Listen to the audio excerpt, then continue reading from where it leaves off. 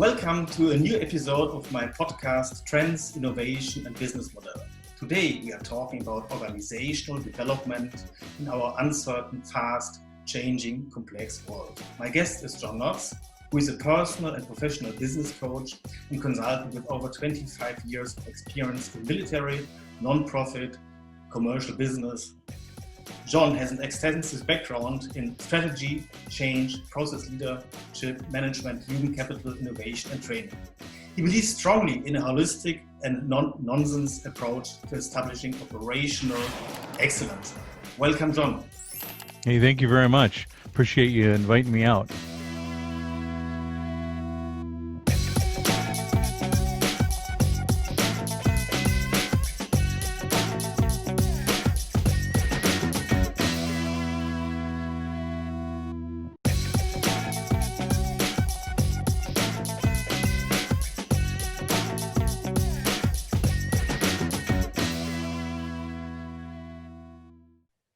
Yes, and I think probably you want to add something for the audience to give more details about who you are and Well, so I've been, like you said, I've been doing coaching and consulting for individuals as well as businesses in the business realm for over 25 years now, and really believe strongly, especially now, in helping businesses succeed. I just recently was working with a local wine bar here, and I like to work with the smaller businesses. They were just able to reopen during, all of this COVID, stuff that's going on. I don't want to call it nonsense, but, all of this stuff that's happening. They were able to rebrand themselves as a restaurant with a bar, so they have to be able to control their restaurant food versus their alcohol purchases. And the more and more I look at like what's going on in the communities around us across the world, it's just business after business are shutting down. When I was doing the market research for this company, over 16,000 restaurants and bars have permanently closed in the United States. And 11% of bars are permanently closed in Texas. So, I mean, it's amazing. I remember my wife and I had gone to dinner when one of the first places we went to dinner is a place that we had gone many times. And we know the owner, and he was able to stay open with carry-out, take-out type service. And he's finally able to reopen and at 50%. And I go in there, and he's part of the restaurant association here in the local area. And he said that 5,000 restaurants have closed in San Antonio alone. So San Antonio, Texas. Yeah. I think crazy. It's worldwide. It's worldwide, the same worldwide. In Germany as well, because you have higher expenses because you need more space for fewer guests. You need more staff. It's so difficult, even if they're opening up, to really have a decent income out of restaurants or events. If you're organizing events, it's even more dramatic. All the fair trades are closed. All the entertaining industry is closed, more or less.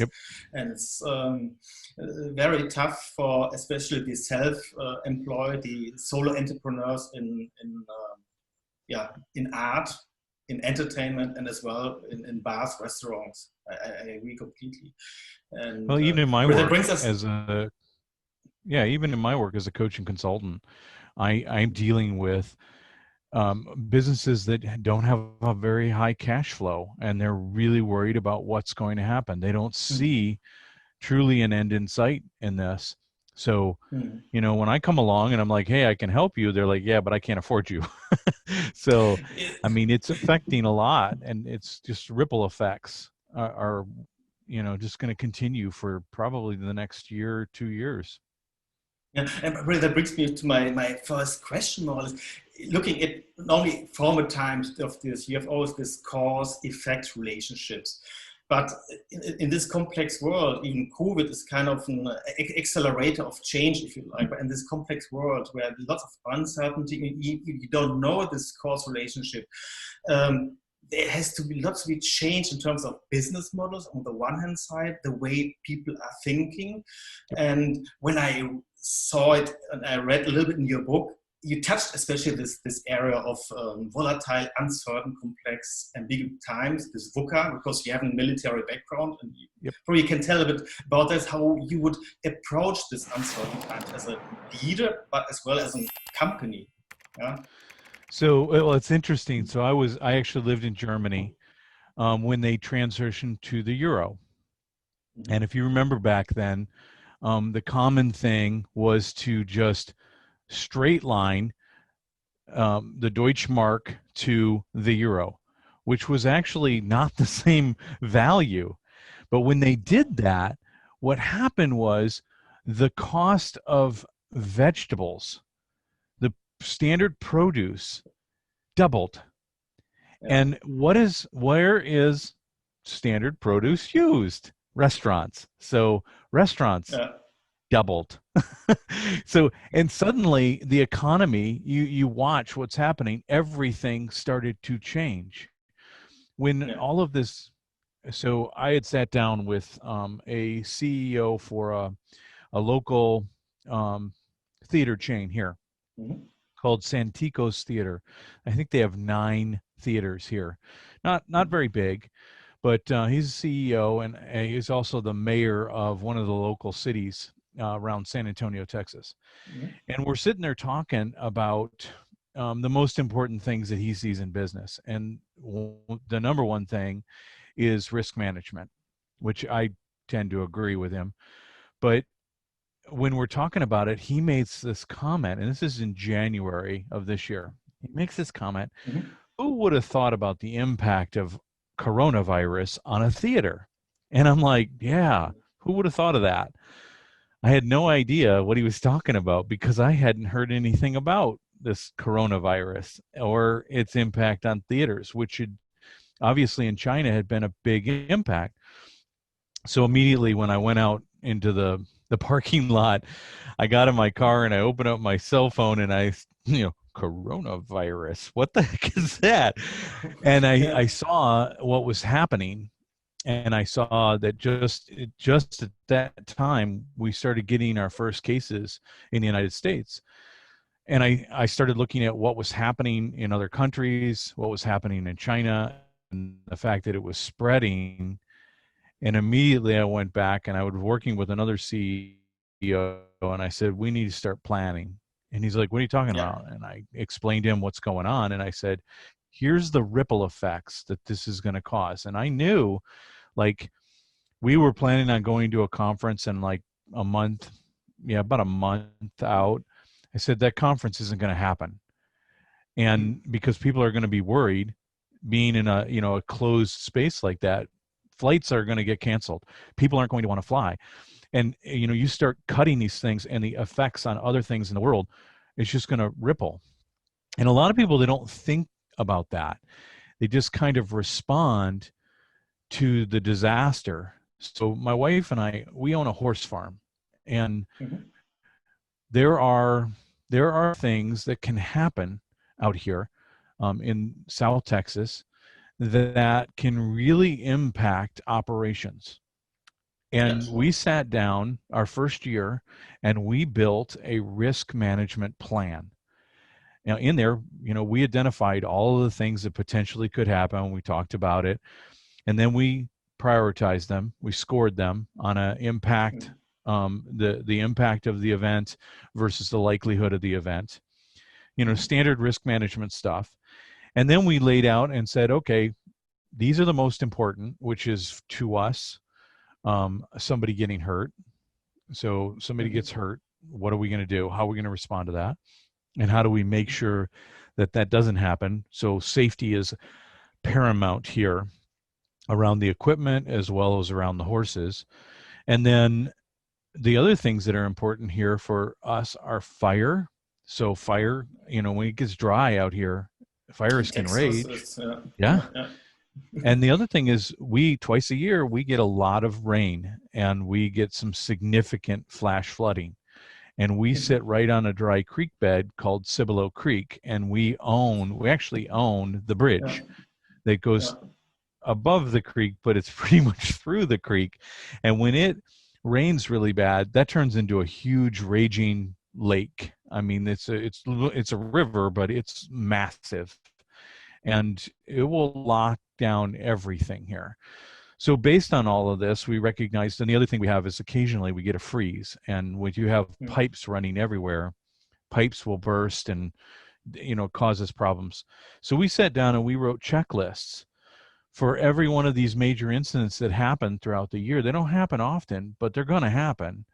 And when this all started to happen, COVID started to happen, my wife and I, we pulled out our checklist.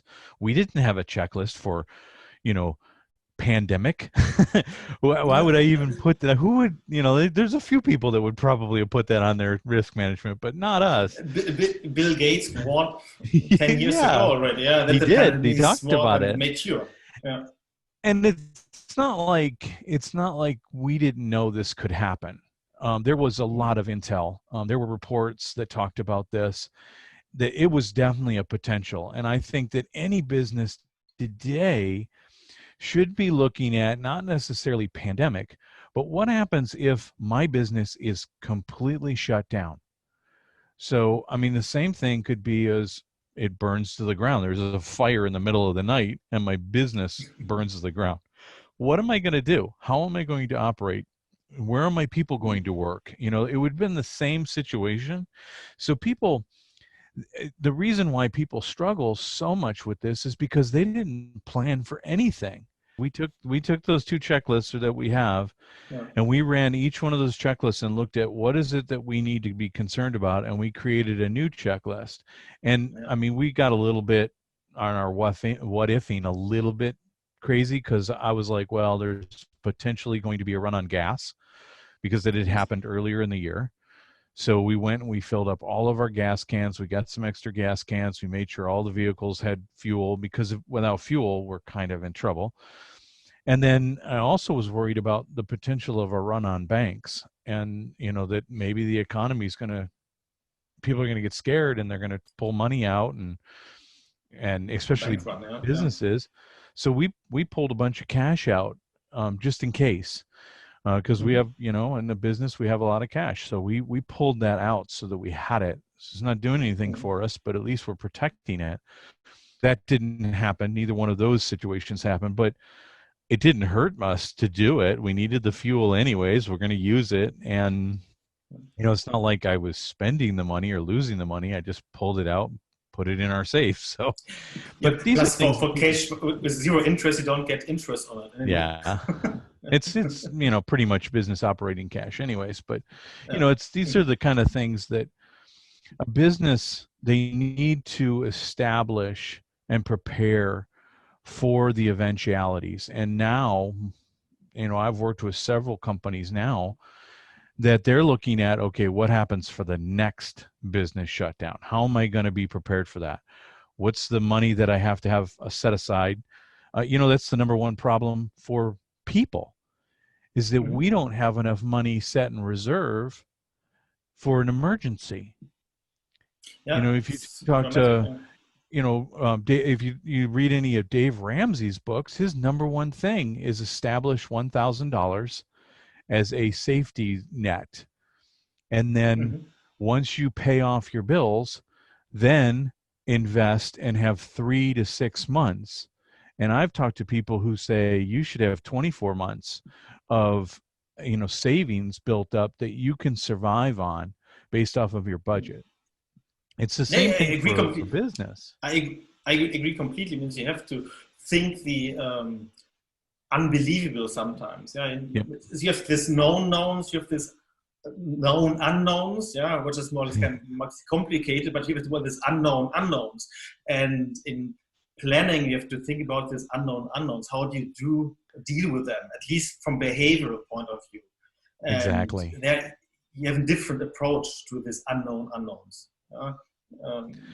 But it takes rigor, right? I mean, you got to sit down and you got to take the time to think through it. You need to put those are two circles. One inner Mhm. circle is everything I know, and everything outside the circle is the stuff I don't know. And everything outside of that circle is stuff I don't know. I don't know.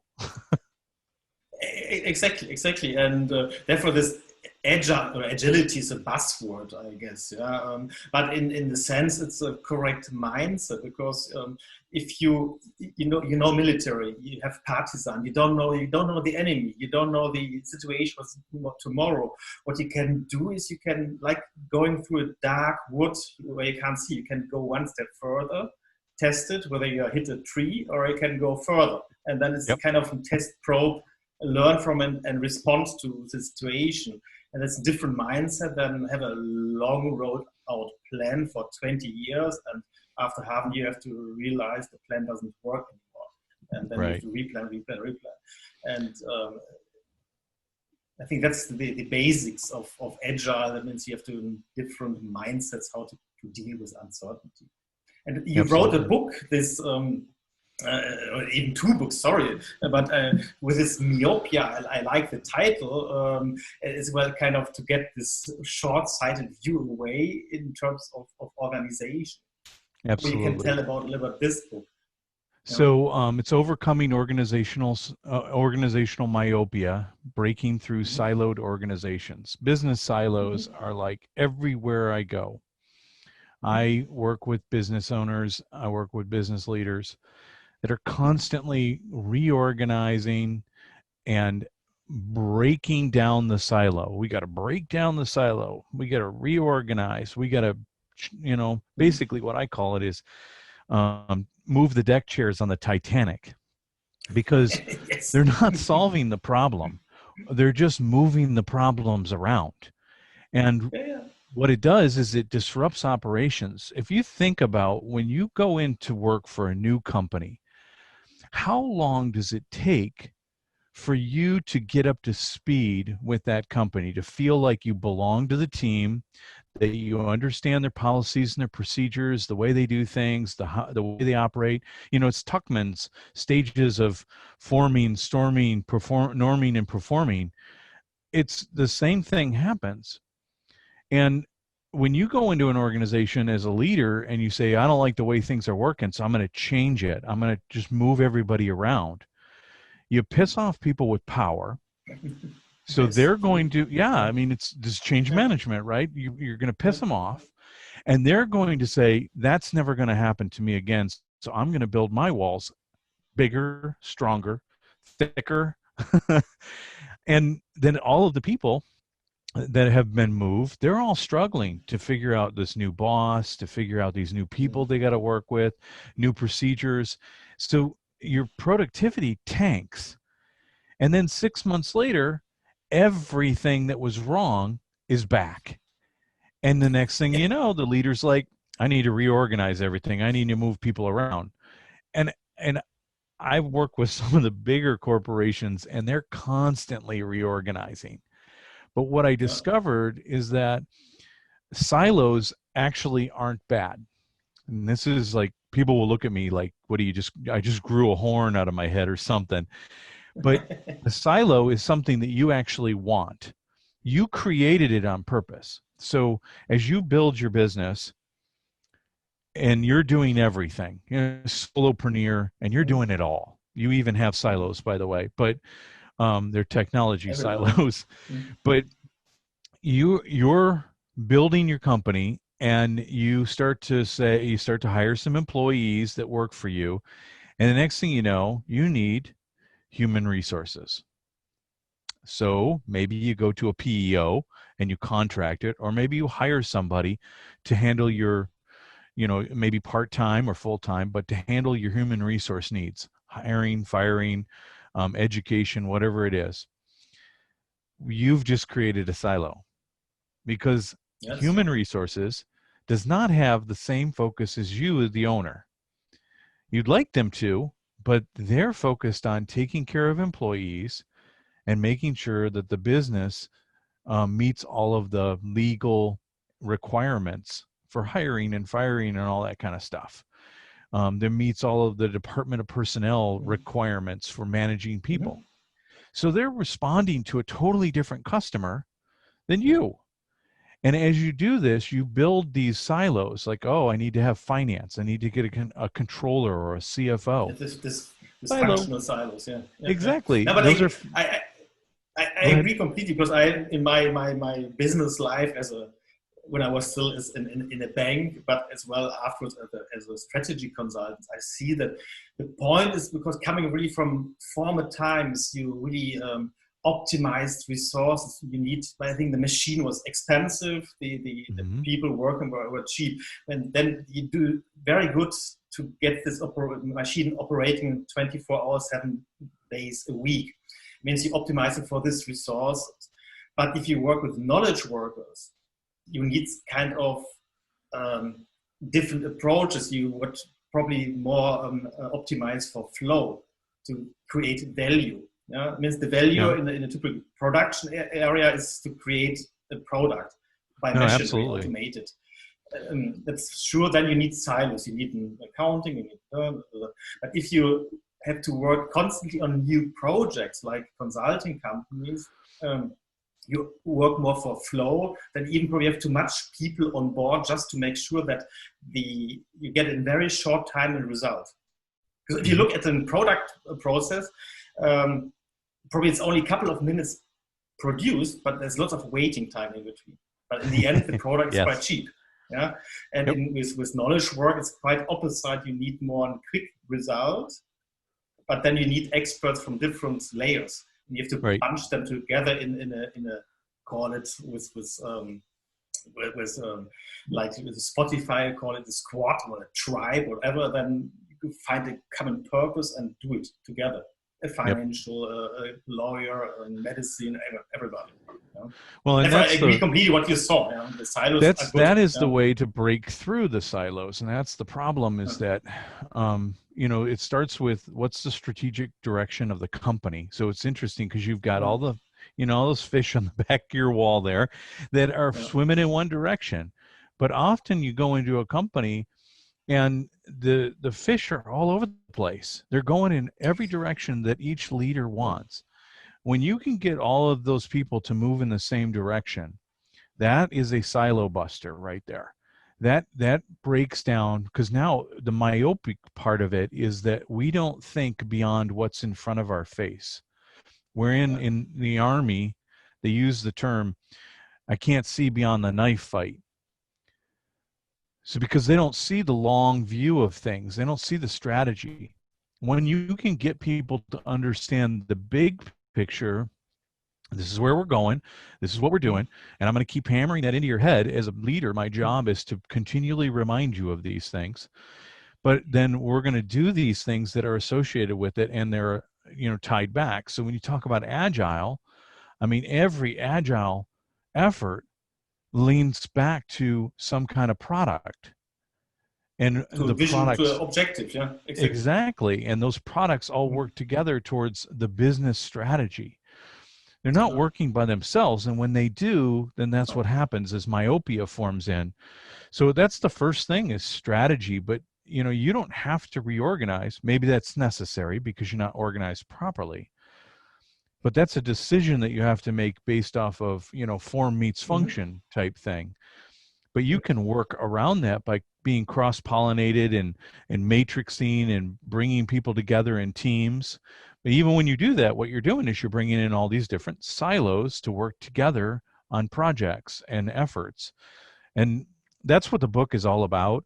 It's one, to educate people that this is what a silo is, and this is why it exists. We as humans, I'll go back to Maslow's hierarchy of needs. One of the lowest tiers of his hierarchy is that we need to belong. We need to feel like we have part of some group. Okay, it's love and belonging. And we're going to rebuild that. You tear that down for me, I'm going to do everything in my power to rebuild it, because I cannot self-actualize. I cannot even get to the esteem layers if I don't have love and belonging. So I'm going to rebuild that. I agree that completely. Means I love this word myopia, because it makes clear. Means if every silo is harmonizing their strategy efforts in the same direction of the big goal of the company, then the silos are nothing bad. But as you know, as most companies, then the silos get an own dynamic. They walk in different directions and working not very efficiently together. That's where probably myopia, and then I love this word, really phrase it, brings it to put it correctly into context. Means you're blind because you don't see what the other silos do. And I love that. And well, and I used to think that this was only a thing that affected businesses as they grew, but I've recognized now that I work for myself. Occasionally I have, one or two people that work with me, but my number one silo is technology.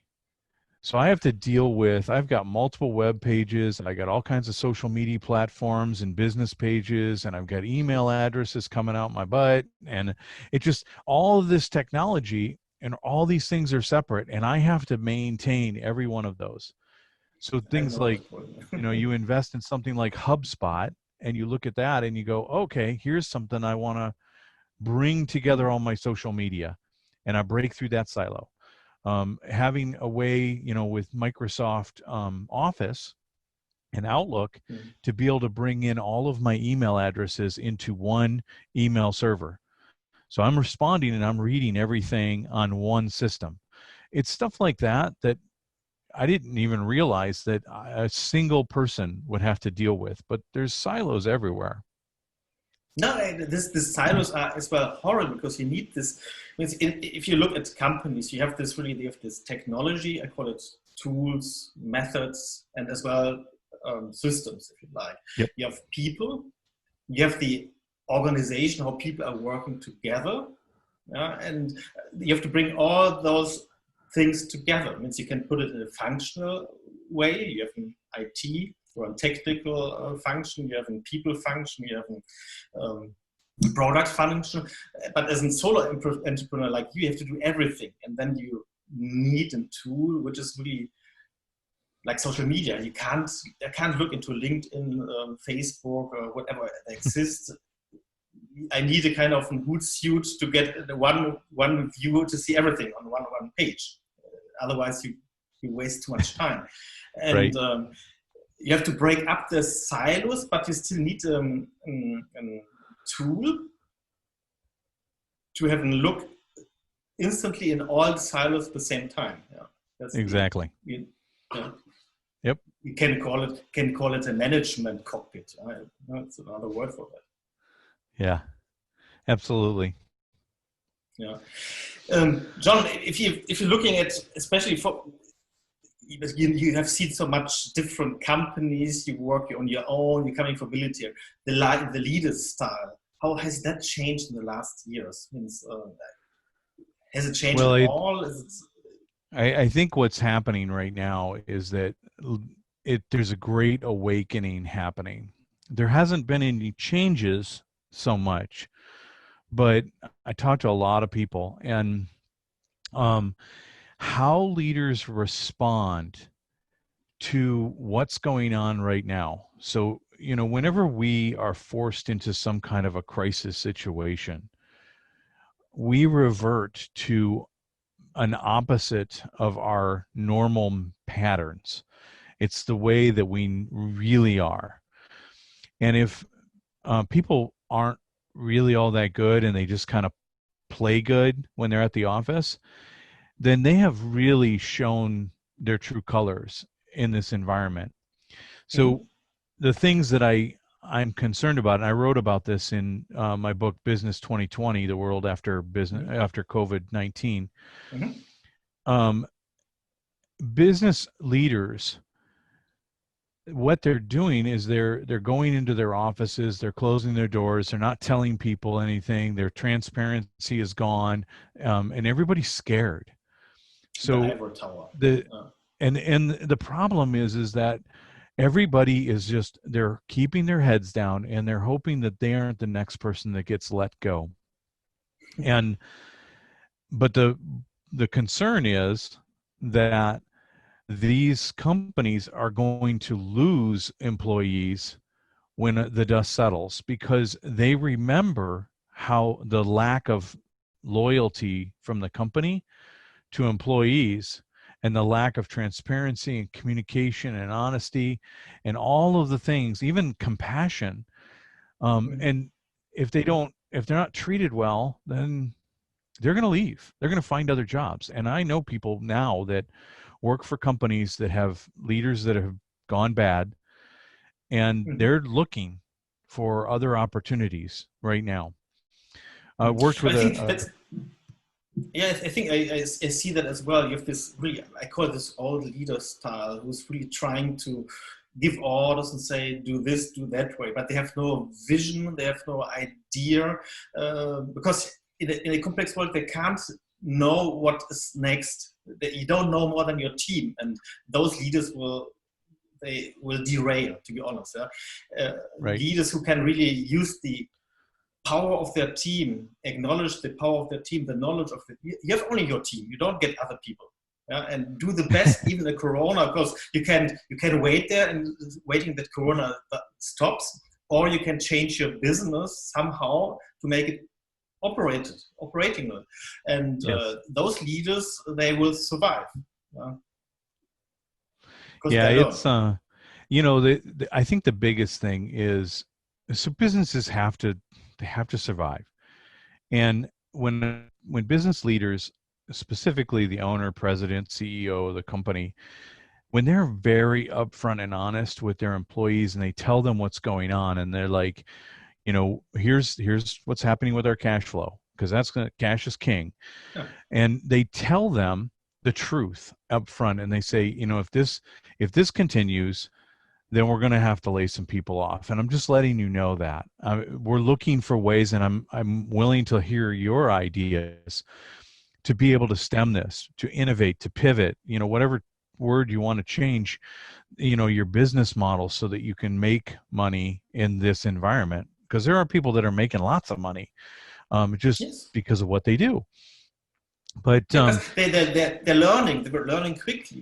If you're doing absolutely. the old thing, what hadn't worked, then why should it work in future? You have to change the things you're doing. Yeah? And that's hard for people. To just say, oh, you should just pivot. That's not it's not as easy as I was talking to the wine bar, and the lady that runs it, and she's like, I need to make sure that I don't make more money on my alcohol sales than I do on my food sales. That's a problem when you have a wine bar where bottles of wine can cost 3-4 times the value of the food that you're eating, especially when it's a tapas bar. It's not even, it's not like they have huge meals. And I told her, I said, well, you don't open till 4:00. Why don't you open at 10:30 and close at 2:30 and do a lunch service? Get yourself a couple panini presses, and make a couple of salads, do some sandwiches, put a few, sparkling waters on the menu or whatever, and just run that. And she's like, well, then I'd never leave this place. Yeah. And I'm like, okay, all right, it might not be there if you don't do this. So, and people aren't willing to really change. They aren't really willing to pivot and do what they have to sometimes, because they're like, yeah, but that's not the way I currently do things. Yeah, lots of people want to please only themselves, but in the end, as a business, you want to please a paying customer. If the customer doesn't see a value in what you're doing, and he doesn't pay, full stop, then you don't have cash. Therefore, if you find what the customer really, his problems, his wishes, I know that, but if you know your customer, then you can help him. But you have really to help him. It must be your own wish, from intrinsic wish. If you only want to help them to earn money, then it gets always difficult already. Then you try to sell cheap food for the higher price, and then you have to be honest. As in normal life, you have to be honest. You have to really to serve other people, not only yourself. And the other thing about I was going to say, the other thing about leaders and compassion is you're going to have to let people go. A lot of businesses, they didn't have any choice. But how you do that really demonstrates your abilities as a leader, your compassion. if you just, call them up, obviously we're all on Zoom nowadays. So you call them into a Zoom meeting and you let them go and you apologize and, this is what it is. But that's the last time that they ever hear from you. That's not right. And it's not a good style. yeah, you want to stay in touch with these people. How expensive is it for you to go onto their LinkedIn profile and leave them a positive recommendation? How difficult is it for you to send them an email every month and say, hey, I'm just checking in and I wanted to see, were you able to find a job? Or did you get your unemployment? Like whatever. How are you doing? How's the family? If leaders did that, leaders and supervisors did that when they lay their employees off, chances are those people are going to come back. But there's a lot of businesses that they're just like, I wrote you off and I'm never going to hear from you again. Never going to talk to you. Yeah. There exists a German saying, you always see twice. I mean, in this situation, seeing somebody twice could be then your last time you see them as well. But I think it brings back, you need empathy with people. You have to acknowledge what they are doing. It's not only the leader who has the success and the rest is the military foot folk who's working. It's not. If that is your leadership approach, then you're damned to fail. That's absolutely for sure. And John, the time is running swiftly. We are half an hour already. I could go on and on with you. If people want to get into contact with you, I would bring everything in the description of this video and on LinkedIn. But the last finishing word for you. What is your? I love this. Yeah, your 1, 2, 3 advice for in this COVID crisis, for example, for leaders. How should they really? I've been successful because I have a long-term plan. I didn't plan for this, but I have a plan. If you do not have your own personal plan and you don't have a plan for your business that's written and you use every day, you need to get that. I don't care that we're halfway through or a quarter way through or almost through this situation. It has solved. I actually was working with a company and got laid off. And the first thing I did, I pulled out my plan. That day, that afternoon, I went back to it and I said, okay, what do I have to do? And since then, I've published a book. I've written another book. I've got back involved with Forbes and I've written several articles. I've now been published with them 52 times with Forbes. Joined a new company and I'm with the Global Business Playbook and I've been writing with them and I've been working as their global strategist. And we have built that business at the beginning of this quarter. We built the business, we created the website, we created the magazine, and now we produce 3 magazines with 20 articles in each one of them. And this is all across the globe. Starts in Australia and goes all the way through mountain time in the United States. This is all because I had a plan and I was able to just refer to the plan and knuckle down and do the things that I've said, this is what I want to do. People have that, it will help them a lot. So I think that if they don't have it, they need to build it. Thank you, John. Well, I appreciate the time, man. It's always good to talk with you, and always like interacting with you on LinkedIn, and because you're always interacting, you create the discussion. I love that, and I appreciate the opportunity to come on here. That's LinkedIn for. Thank you, John. All right. You have a wonderful day.